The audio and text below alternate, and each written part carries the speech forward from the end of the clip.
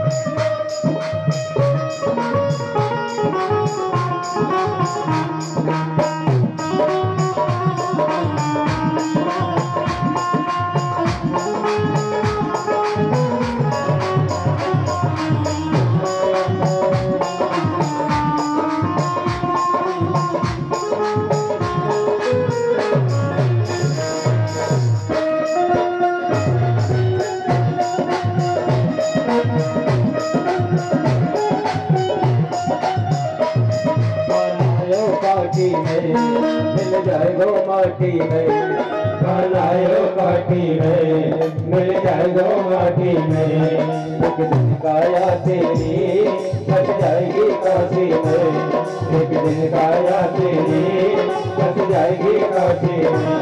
कच कमा नहीं पायो कच कमा नहीं पायो ऐसी जिंदगानी है। उठा दो आगे ऊपर उठा दो सभी उठाओ। तू डूब के मर जा रे पानी में तू डूब के मर जा रे उल्लू पानी में मर जा रे उल्लू पानी में।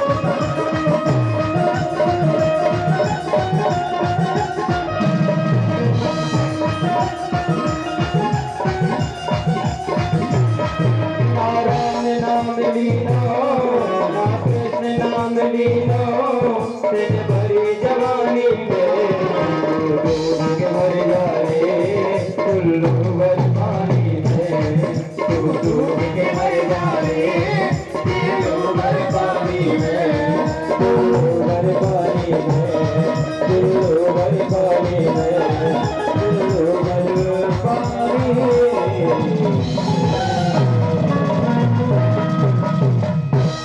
किसने देखा है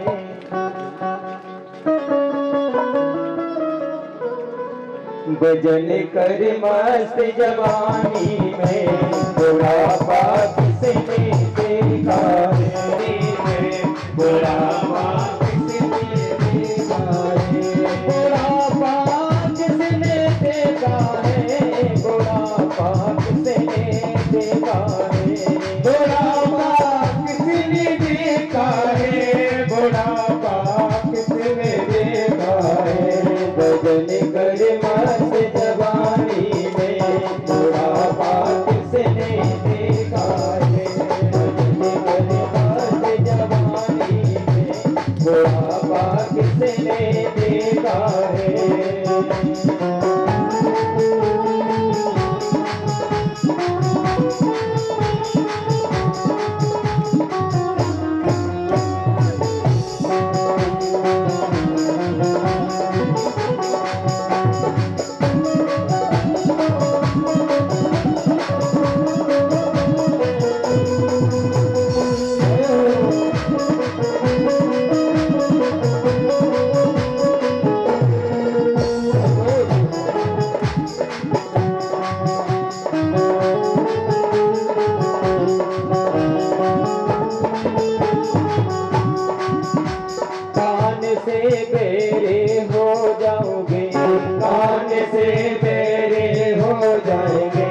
कान से बेरे हो जाएंगे, कान से बेरे हो जाएंगे। भजन तुम सुन नहीं पाओगे, भजन तुम सुन नहीं पाओगे। भजन सुन मस्त जवानी में बुढ़ापा किसने देखा है। भजन सुन मस्त जवानी में बुढ़ापा किसने देखा है।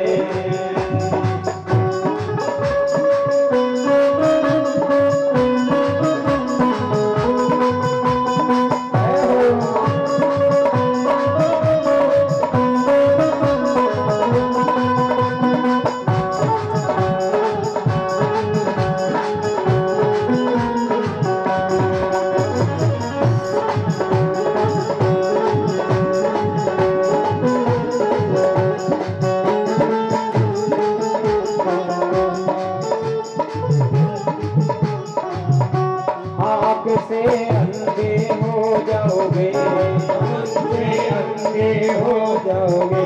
आँख से अंधे हो जाओगे, आँख से अंधे हो जाओगे। दर्श तुम कर नहीं पाओगे, दर्श तुम कर नहीं पाओगे। दर्श कर मस्त जवानी में बुढ़ापा किसने देखा है। दर्श कर मस्त जवानी में बुढ़ापा किसने देखा है। किसने देखा है बुढ़ापा, किसने देखा है बुढ़ापा, किसने देखा है। भजन कर मस्त जवानी में बुढ़ापा किसने देखा है। भजन कर मस्त जवानी में बुढ़ापा किसने देखा है। बुढ़ापा किसने देखा है, बुढ़ापा किसने देखा है। बुढ़ापा किसने देखा। जय जय।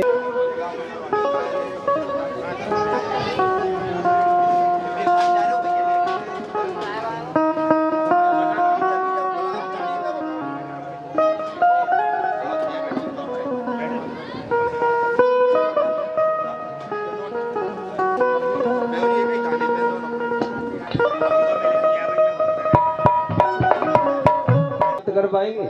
नहीं कर पाएंगे। विद्या प्राप्त नहीं कर पाएंगे बुढ़ापे में। बुढ़ापे में अगर हम भजन करेंगे ना तो भजन बुढ़ापे में नहीं होगा। क्यों नहीं होगा? बोले हमारी जो कमर है ना 3 जगह से टेढ़ी हो गई, कानों से सुनना कम हो गया, आंखों से दिखना कम हो गया, मुंह में हमारे में दांत नहीं रहे, 32 दांत निकल करके बाहर आ गए, आसन लगता नहीं है, 1 घंटे आसन पर बैठ नहीं पाते हैं। क्या भजन करेंगे?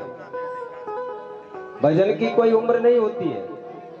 भजन तो शास्त्र कहता है कि बचपन से प्रारंभ कर दो भजन, बचपन से। ध्रुव जी महाराज ने भी बचपन से भजन प्रारंभ किया तो ध्रुव जी महाराज को भी भगवान के धाम से विमान आया था और मृत्यु को भी जीत लिया था। सुखदेव जी कहते हैं परीक्षा, आज भरत जी महाराज तीसरा जन्म ब्राह्मण पंडित जी के घर में।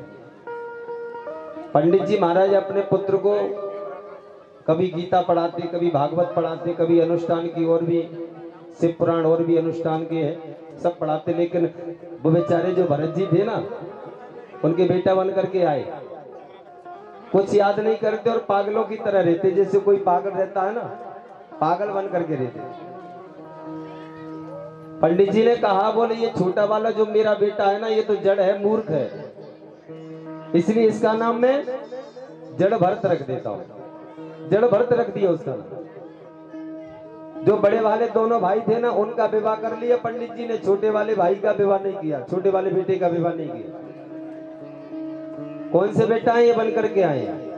जो अभी कथा सुन रहे थे ना, भरत जी ने हिरणी की योनि में जाना पड़ा। आप ध्यान नहीं दे रहे हो, आप अपनी कथा चालू कर रहे हो। हमें यहाँ से सब दिख रहा है कौन कथा सुन रहे हैं कौन नहीं सुन रहे। हाँ, हम ये कह देंगे ये व्यक्ति कथा सुन रहा है, वो व्यक्ति नहीं सुन रहा है। आप कथा नहीं सुन रहे हो, आप तो अपनी अपनी चिड़िया हो। राम जी की चिड़िया, राम जी का के चुग जाओ चिड़िया भरी भरी के। राम जी की चिड़िया राम जी का के, राम जी की चिड़िया राम जी का के। चुग जाओ चिड़िया भरी भरी के, चुग जाओ चिड़िया भरी भरी के।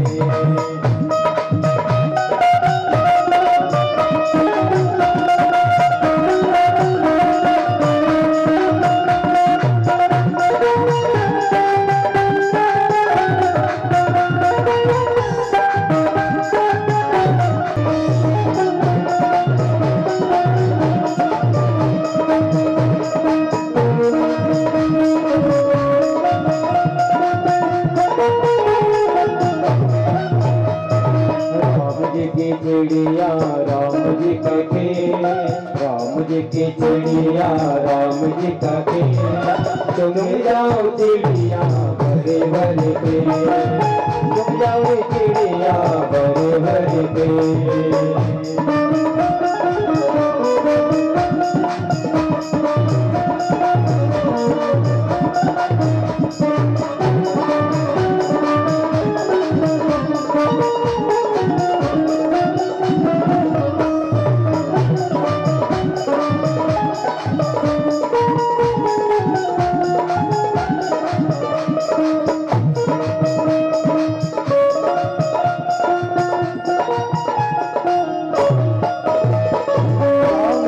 चिड़िया राम जी का के, राम जी की चिड़िया राम जी का के।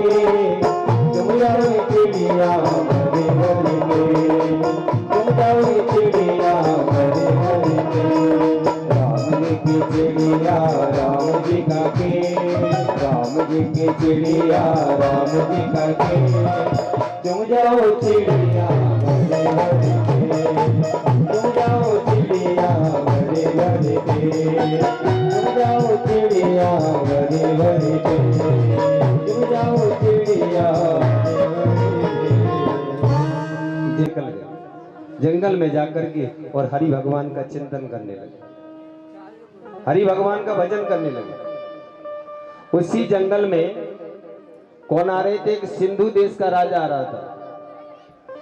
सिंधु देश का राजा रहुगण आ रहा था। रहुगण पालकी में बैठ करके, दो कहार पालकी में आगे लगे और दो पीछे लगे, और राजा को बैठा करके लेके जा रहे थे। कहां पर? कपिल मुनि के आश्रम पर सत्संग करने के लिए जा रहे थे। सुखदेव जी कहते हैं, परीक्षित, भरत जी महाराज उसी जंगल में भजन कर रहे, उस पालकी को उठा करके कार राजा को लेकर के जा रहे थे ना, तो एक कार के पैर में कुछ चोट लग गई, उस पे पालकी चल नहीं पा रही थी। उसी कार ने महाराज से मना कर दिया, बोले राजन अब हम आपकी पालकी को आगे नहीं चला सकते। क्यों? बोले हमारे पैर में कुछ कष्ट हो गया है, हम आपकी पालकी को आगे नहीं चला सकते। राजा रहुगण ने कहा, बोले जंगल में चले जाओ और जो भी तुम्हें कोई जंगल में मिल जाए उससे लेकर के आओ, पालकी में लगा दो। अब कोई नहीं मिला, जड़ भरत जी महाराज मिल गए। उसी भरत जी महाराज को पकड़ लिया और पालकी में लगा दिया। बोले मोटे ताजे शरीर को लेकर के घूमता है, जंगल में न जाने पड़े पड़े क्या कर रहा है तू, ऐसा कर हमारी पालकी में लग जा, हमें कपिल मुनि के आश्रम पर जाना है। अब भरत जी महाराज तो आगे पालकी में लग गए, पालकी अपने कंधे पर रख ली भरत जी महाराज। आगे जैसे ही पालकी को चला रहे तो चींटियों का झुंड आ गया। भरत जी महाराज ये विचार करते कि कोई चींटी नहीं आ जाए मेरे पीर के नीचे, किसी की हत्या न हो जाए। सामने चींटियों का झुंड देखा भरत जी महाराज ने, तो जैसे ही चींटियों को देख करके उछले ना, तो पालकी में बैठा था कौन? राजा, उसका सिर टकरा जाता है, पालकी से फूट जाता है। गाली देने लगे, किसको? जड़ भरत जी महाराज। अरे मूर्ख, अरे दुष्ट, अरे अधर्मी, तुझे मैं मारूंगा, तुझे मैं काटूंगा, तेरी चिकित्सा करूंगा, तुझे अग्नि से में जलाऊंगा, तुझे जल में डुबाऊंगा। गाली पर गाली, गाली पर गाली देने लगे। तुझे पालकी नहीं चलाया जाता है कि पालकी को कैसे जोता जाता है, कैसे महाराज उछले। और जो सिंधु देश का राजा था रहुगण, वो पालकी में बैठा था, उसका सिर बार बार फूट जाता। अरे मूर्ख, अरे दुष्ट अधर्मी, मैं तुझे मारूंगा, तेरी चिकित्सा करूंगा, तुझे काटूंगा। जब भरत जी महाराज के हृदय से आवाज निकली और कहा, बोले भरत, अगर तू आज न बोला तो कभी जिंदगी में बोल भी नहीं पाएगा। तेरे जैसा परम ज्ञानी संत एक तुच्छ राजा की पालकी को उठा रहा है, और इतना ही अभिमानी कि कपिल मुनि के आसन पर सत्संग करने जा रहा है। अरे भरत, आज तुझे बोलना होगा, अगर आज न बोला तो जिंदगी भर तू गूंगा रहेगा। आज इस अहंकारी घमंडी अभिमानी को, जो राजा है ना सिंधु देश का, इसे ज्ञान का उपदेश दो। और जैसे ही भरत जी महाराज मुड़ करके, और सिंधु देश का राजा पालकी में बैठा था ना, भरत जी महाराज ने मुड़ करके और राजा को देखा, कहा, बोले राजन, आप कहां जा रहे हो? बोले हम कपिल मुनि के आश्रम पर सत्संग करने जा रहे हैं। बोले सत्संग? आप एक कार को जंगल में छोड़ करके आ गए, और आपके अंदर इतना अभिमान के पालकी में बैठ करके। और राजन, आप मुझसे कहते हो कि पालकी को चलाओ, आप पर पालकी नहीं चली जाती है, तो राजन ये बताओ, पालकी कभी जिंदगी में मैंने चलाई नहीं है, तो मैं पालकी को कैसे चला सकता हूं? मैंने पालकी कभी जिंदगी में नहीं चलाई राजन। और दूसरी बात, राजन, आपने कहा कि मोटे शरीर को लेकर के घूमते हैं, तो इसमें मेरा दोष नहीं है, इसमें शरीर का दोष है। मोटा होना, पतला होना, इसमें शरीर के दोष है, मेरा कोई दोष नहीं। और राजन, आप कहते थे ना कि मैं तुम्हारी चिकित्सा करूंगा, तुम्हें काटूंगा। किसको काटूंगा? हाथ को काटोगे, हाथ मेरे नहीं है। पैर को काटोगे, पैर मेरा नहीं है। सिर को काटोगे, सिर मेरा नहीं है। शरीर को काटोगे ना राजन, शरीर भी मेरा नहीं है। जितना कहा तो राजा जो पालकी में बैठा था, महाराज अभिमान दूर हो गया, उसका घमंड दूर हो गया। बोले आज न जाने ये कौन आ गया मेरे सामने, कोई देवता तो नहीं है। पालकी से कूद करके और चरणों में वेश्या ने कहा, बोले भगवान, आप तो गलत जगह पर आ गए। मैं अपने हाथों से आपको जल का भी पान नहीं करा सकती। क्यों? बोले मैं जाति की वेश्या हूं, और मेरा जो पति है ना, वो भक्त नहीं है, वो तो दुष्ट है, अधर्मी है, मांस खाने वाला है, मदरा का पान करने वाला है, चोरी करने वाला है। मेरा पति भक्त नहीं है, आप जाओ महाराज यहां से। जाने लगे तो संतों की मंडली में एक बहुत बड़ी मेहनत थी, मेहनत। उन्होंने संतों से कहा, बोले आप कहां जा रहे हो? बोले महाराज जल्दी चलो यहां से, ये तो दुष्ट घर का है, ये तो जो घर है ना वो दुष्ट का है, अधर्मी का है, पापी का घर है, हम यहाँ नहीं रह सकते। महंत साहब ने कहा, बोले बिगड़े हुए को तो सुधारना चाहिए, तो संत के लक्षण है। संत का लक्षण क्या है? जो गलत रास्ते पर जाता है उसे सही रास्ते पर दिलाना संत का धर्म और कर्तव्य होता है, कि सही रास्ते पर उसको लाना। महंत साहब ने कहा, बोले हम कहीं नहीं जाएंगे, आज अजामिल को सुधार करके ही जाएंगे, अजामिल को सुधार करके जाएंगे। शाम को क्या हुआ, वेश्या ने सूखी सामग्री दे दी। संतों ने एक बट वृक्ष के नीचे भगवान का प्रसाद बनाया, प्रभु का भोग लगाया, और जैसे मुख में पान किया तो नेत्रों से आंसू आ जाते। महंत साहब ने कहा, हमने अजामिल के अन्न को खाया, इसलिए अजामिल को हमें सुधारना हो।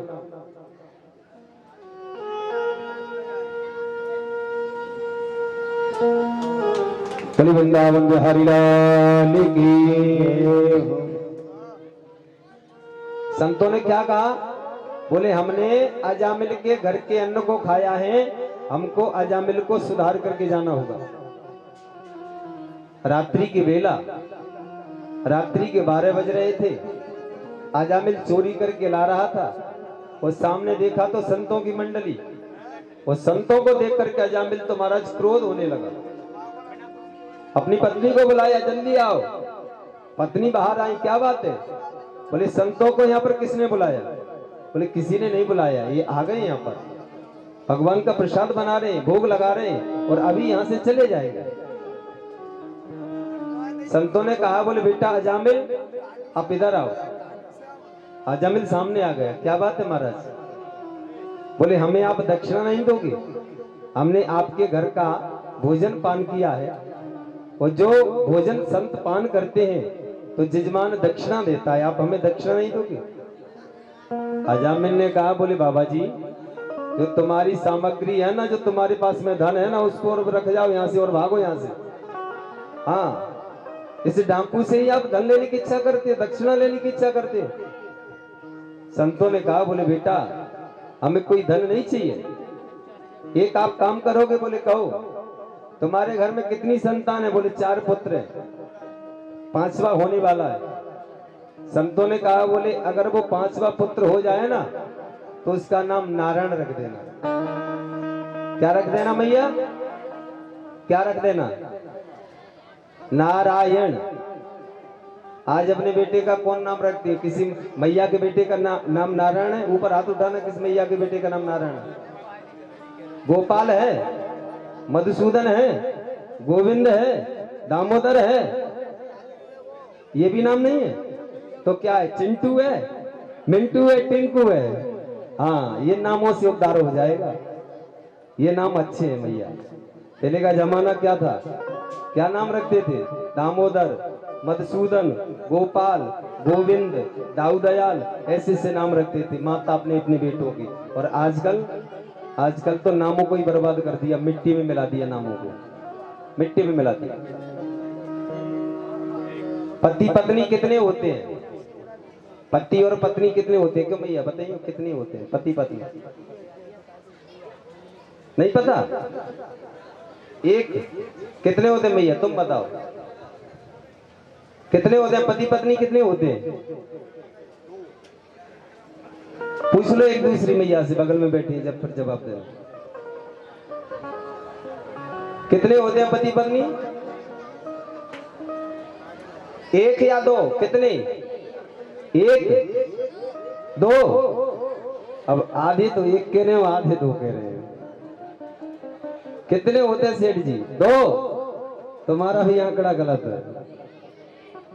पति पत्नी अगर 2 हैं तो लड़ाई हमेशा रहेगी घर में, ध्यान रख लेना। वो जिस दिन पति और पत्नी एक हो गए, जिस दिन पति और पत्नी एक हो गए, उस दिन जो झगड़ा है ना घर का, हमेशा हमेशा के लिए खत्म हो जाएगा। और 2 घर में बना करके रहेंगे, 2 बर्तन अगर रहेंगे ना तो खटपट तो होगी घर में।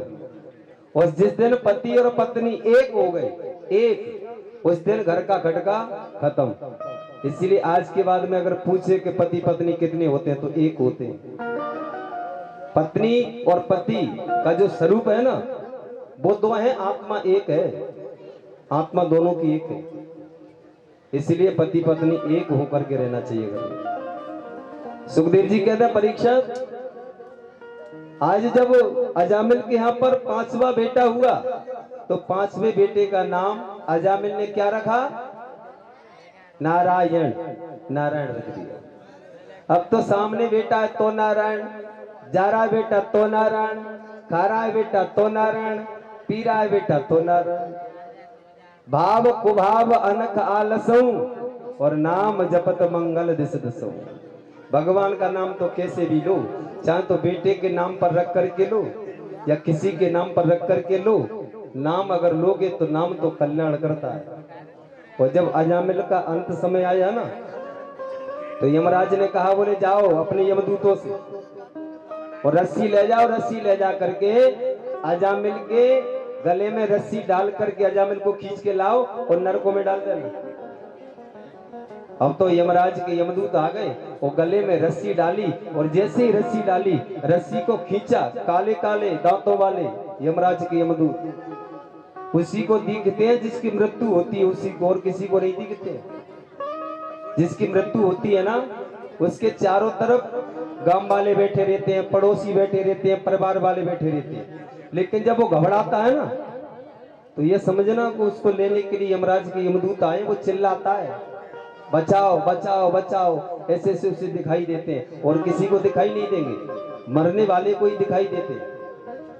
और जैसे ही यमराज के यमदूत आए तो सामने खेला था छोटा सा बेटा जिसका नाम था नारायण।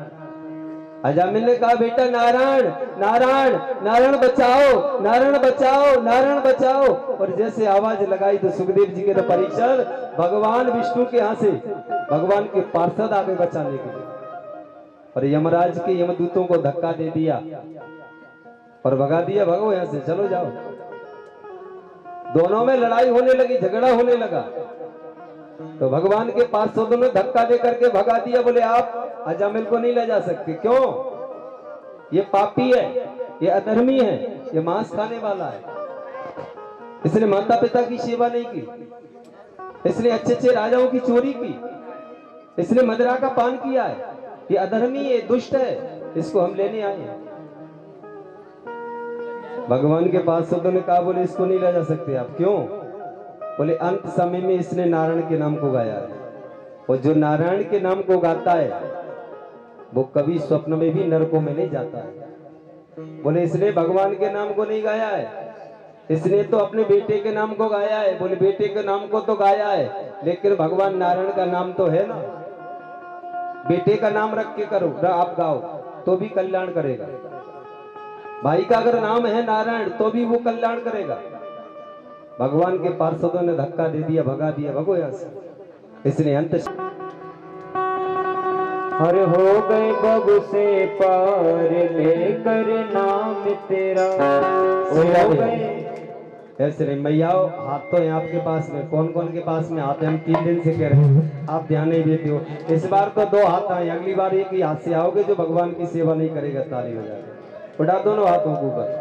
हो गए बब से पार कर नाम तेरा हो गए बब से पार लेकर नाम तेरा हो गए बब से पार लेकर नाम तेरा हो गए बब से पार लेकर नाम तेरा नाम तेरा नाम तेरा नाम तेरा नाम तेरा नाम तेरा नाम तेरा नाम तेरा नाम तेरा ओ नाम तेरा प्रभु नाम तेरा नाम तेरा प्रभु नाम तेरा नाम तेरा प्रभु नाम तेरा नाम तेरा प्रभु नाम तेरा हो गए बब से पार लेकर नाम तेरा हो गए बब से पार लेकर नाम तेरा।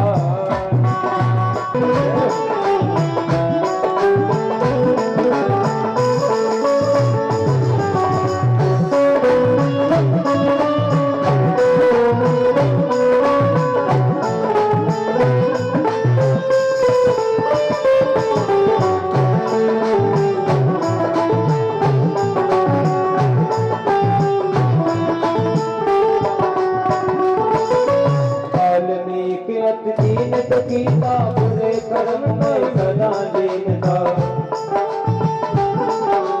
वाल्मीकि अति दीन सदा दीन था वाल्मीकि अति दीन तो कीता बुरे कर्म में सदा दीन था देव अति दीन तो कीता बुरे कर्म में सदा दीन था। हरि रामायण तैयार लेकर नाम तेरा हरि रामायण तैयार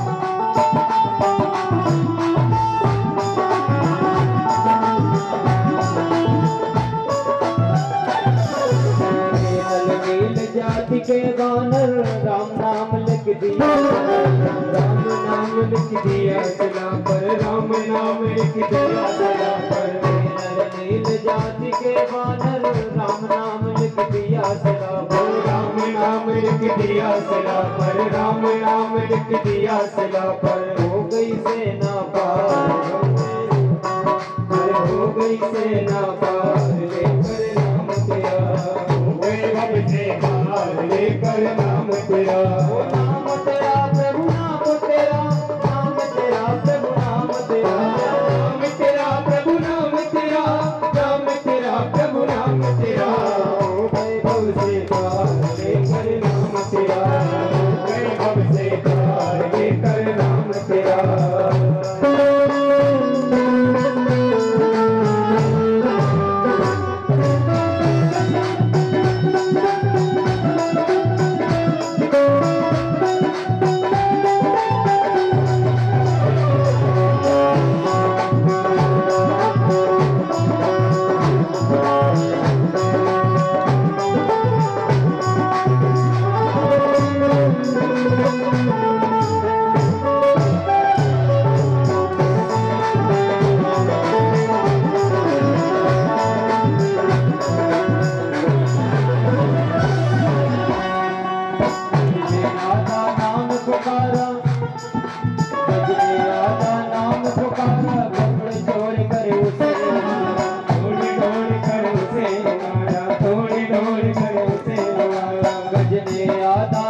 पुकारा गरुड़ छोड़ कर उसे उड़ाया, गरुड़ छोड़ कर उसे उड़ाया, गरुड़ छोड़ कर उसे उड़ाया। हो गई सेना पार, हो गई सेना पार लेकर नाम तेरा, हो गई सेना पार। उठा मैया दोनों हाथों को। हो गए भव से पार लेकर नाम तेरा, हो नाम तेरा, हो नाम तेरा, नाम तेरा, हो नाम तेरा।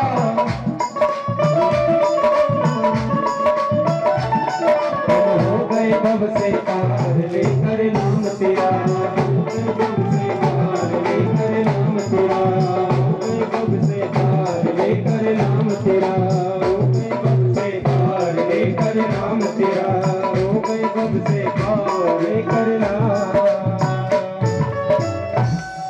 हम नहीं देख रहे हैं तो भगवान देख रहे हैं।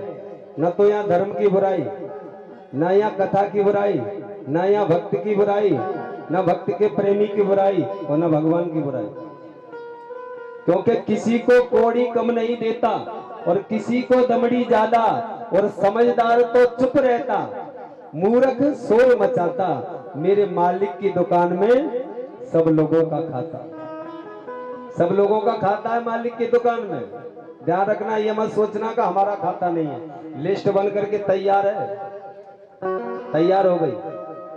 भगवान की अदालत में, भगवान की अदालत में बगावत नहीं होती, भगवान की अदालत में बगावत नहीं होती, और मुजरिम की कभी जमानत नहीं होती। यहाँ तो हो जाएगी जमानत, वकील को भी खरीद लोगे, जज को भी खरीद लोगे, पैसे से सब कुछ खरीद लोगे, लेकिन मालिक को कोई खरीद नहीं पाएगा। भगवान की अदालत में बगावत नहीं चलती है, और मुजरिम की कभी जमानत भी नहीं होती है, कभी नहीं होती जमानत। वो तो अदालत है, न्याय तो न्याय होता है वहां पर। यहाँ तो पैसे और नोटों से खरीद लिया जाता है जज को।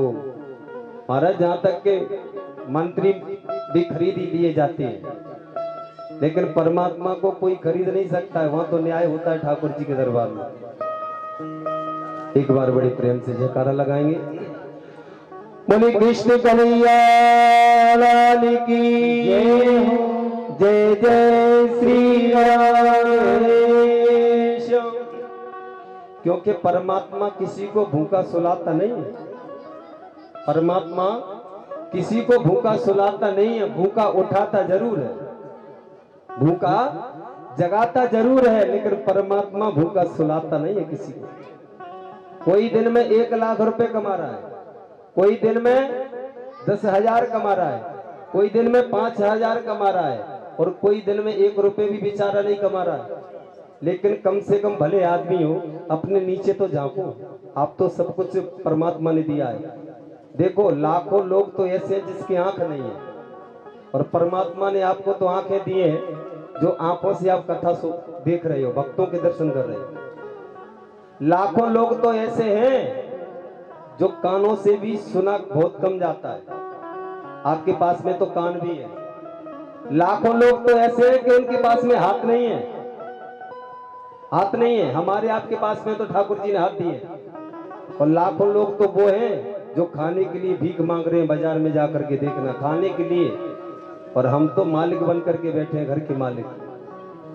परमात्मा ने सब कुछ दिया। एक किसान होता है ना, किसान खेत में बीज डालता है ना, 10 किलो डालेगा तो 10 कुंटल हो जाएगा। अगर अगली वर्ष वो नहीं डाले तो आगे के लिए क्या खाएगा, क्या खाएगा वो? अगर ये विश्वास करे कि मुझे परमात्मा ने एक 10 किलो का 10 कुंटल दे दिया, अब मैं खेतों में बीज नहीं डालूंगा। खेतों में बीज डालना पड़ेगा, हमें कर्म का बीज डालना पड़ेगा। जब तक हम कर्म का बीज नहीं डालेंगे तब तक हमारे कर्म बढ़ेंगे नहीं। कर्मों के बीज डालना पड़ेगा हमें, अच्छे कर्मों का।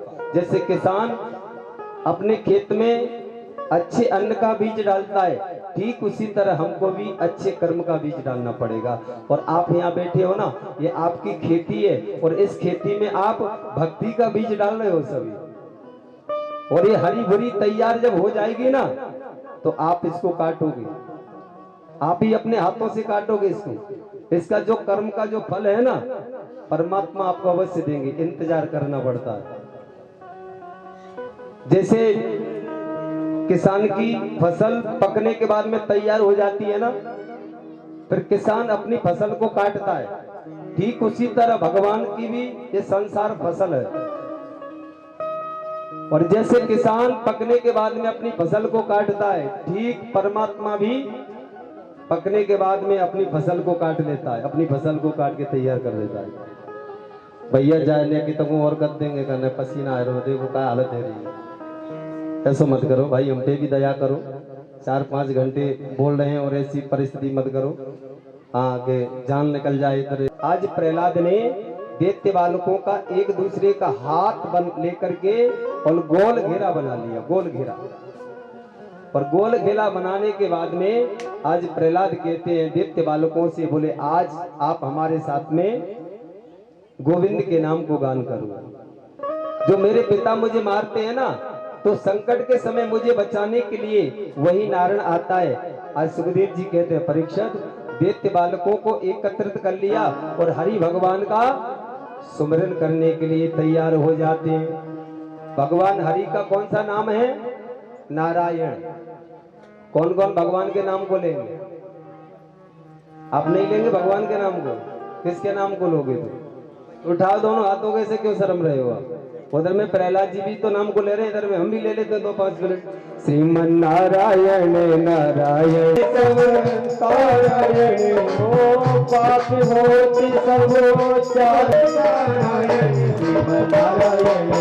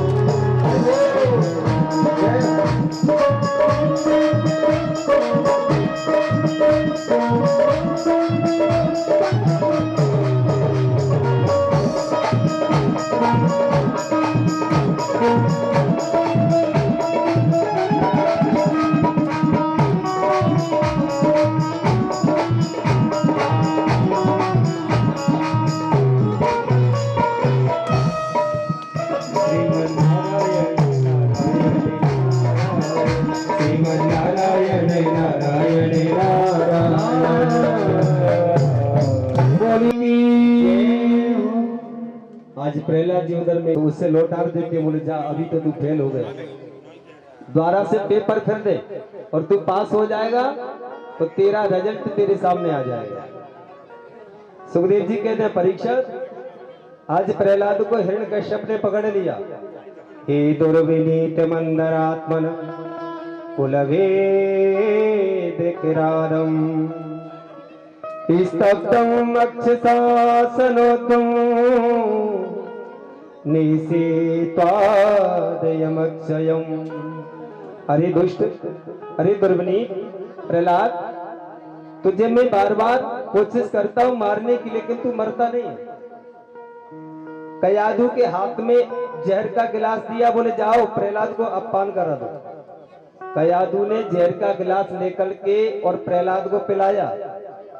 फिर भी शास्त्र कहता है कि जिसका ठाकुर जी रक्षक है उसका कोई कुछ कर नहीं सकता।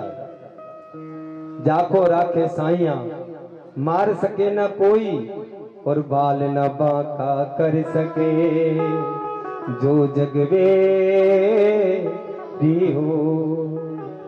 जिसका रक्षक परमात्मा है, कौन क्या कर सकता है। कयाधु ने जहर पिलाया, प्रहलाद को कुछ नहीं हुआ। छोटे छोटे लंबे लंबे चट्टानों से नीचे प्रहलाद को फेंक दिया। परमात्मा ने आकर के प्रहलाद को बचा लिया। हाथियों के झुंड के सामने प्रहलाद को डाल दिया। हाथी भी प्रेम करने लग जाते हैं।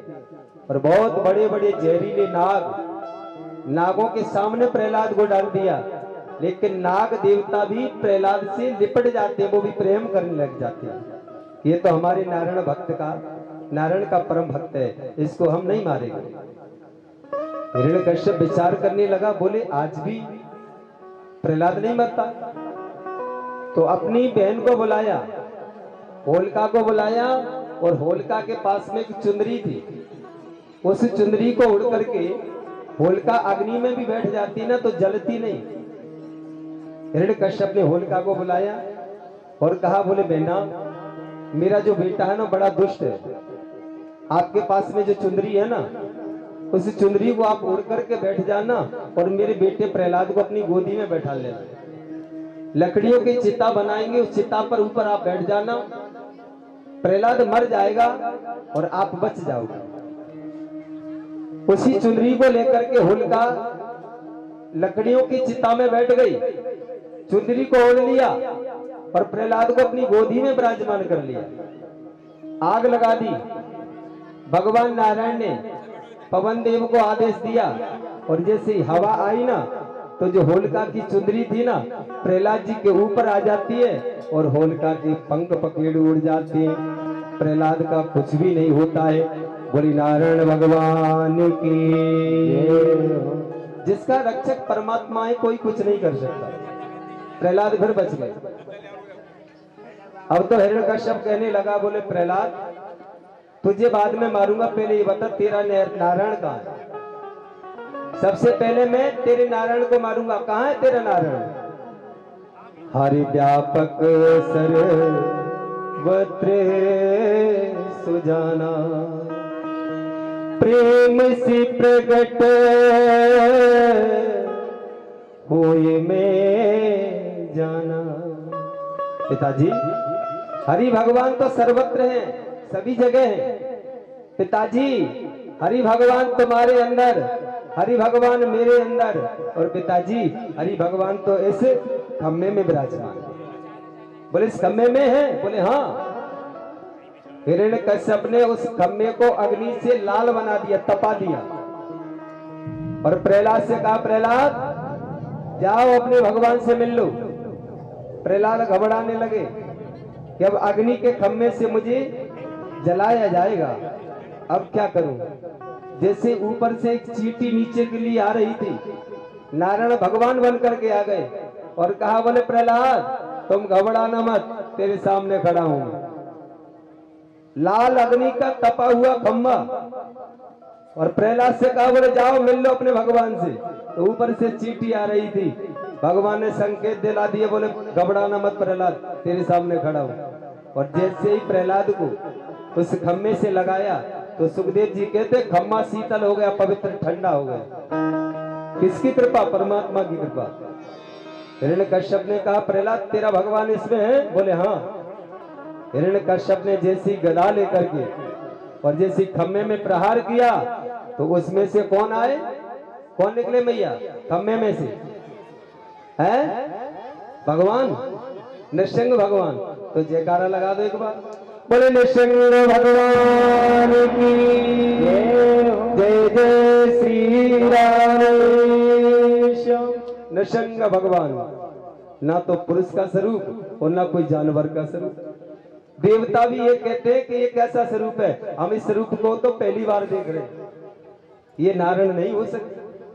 सभी देवता नृसिंह भगवान को छोड़ करके भाग जाते हैं और उधर में जाकर के हिरण्यकश्यप को पकड़ लिया। 6 महीना तक युद्ध लगातार चलता रहा और 6 महीना बाद में जब वही हिरण्यकश्यप का समय आया मृत्यु का, तो सुखदेव जी कहते हैं परीक्षित, नृसिंह भगवान ने अपनी जंघाओं पर लिटा लिया हिरण्यकश्यप को और कहा, बोले हिरण्यकश्यप अब हम तुम्हें मारेंगे। हिरण्यकश्यप ने कहा, बोले भगवान आप नहीं मार सकते मुझे। क्यों? बोले न तो मैं अंदर मरूंगा और न मैं बाहर मरूंगा। नृसिंह भगवान ने कहा, आप बताओ कि अंदर हो के बाहर? बोले न तो मैं अंदर हूं न बाहर हूं, मैं तो दिल्ली पे विराजमान हूं। पर आप नहीं मारोगे मुझे। क्यों? बोले ना हम दिन में मरेंगे ना हम रात्रि में मरेंगे। बोले हिरण्यकश्यप बताओ दिन है या रात्रि है?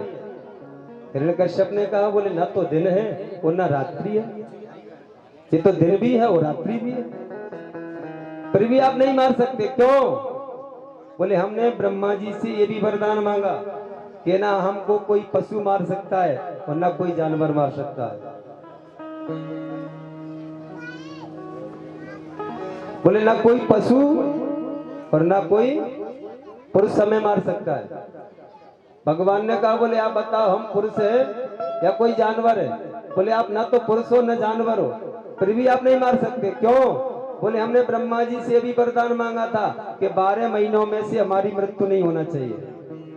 ब्रह्मा जी हिरण्यकश्यप ने जैसे ही कहा, भगवान ने कहा, बोले सुनो हिरण्यकश्यप, जब हमने 12 महीने बनाए ना तो 13 महीना भी और अलग से तैयार कर दिया तेरे लिए, जिसको आने वाला है अभी इस वर्ष अधिक मास है, 2 श्रावण है, 2 श्रावण उसी को कहते हैं अधिक मास।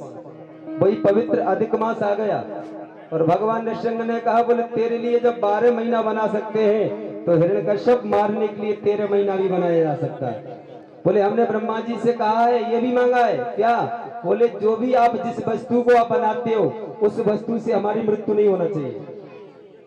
भगवान ने कहा, बोले ब्रह्मा हमें नहीं बनाता है, भले आदमी ब्रह्मा को हम बनाते हैं, ब्रह्मा को हमने बनाया है। आज अपनी जंघाओं पर लिटा लिया और कहा फिर भी नहीं मारोगे। क्यों? बोले ना आप हमें अस्त्र से मारोगे और ना शस्त्र से मारोगे, बोले हम तुम्हें अपनी नाखूनों से मारेंगे। और आज जंघाओं पर भगवान नृसिंह ने हिरण्यकश्यप को लिटा लिया और अपने नाखूनों से हिरण्यकश्यप का छेदन कर दिया। बोले नृसिंह भगवान की जय जय श्री राधेश। नाखूनों से छेदन कर दिया। देवता इस दृश्य को देख करके और भाग जाते हैं, सब भगवान को छोड़ के चले जाते हैं। लक्ष्मी जी को बुलाने गए देवता और कहा, बोले देवी जल्दी चलो, देखो ना तुम्हारे जो स्वामी है ना आज कैसा स्वरूप धारण करके आए। लक्ष्मी जी दौड़ करके गई और जैसे ही महाराज भगवान नृसिंह के सामने जैसी लक्ष्मी मैया पहुंची ना तो नृसिंह भगवान ने जैसी दहाड़ लगाई ना तो लक्ष्मी देवी नृसिंह भगवान को छोड़ करके वैकुंठ के लिए प्रस्थान कर जाती है, भाग जाती है। कहा, बोले ये हमारे स्वामी नहीं है, ये तो न जाने कौन है, आज तक हमने देखा ही नहीं ऐसे स्वरूप को।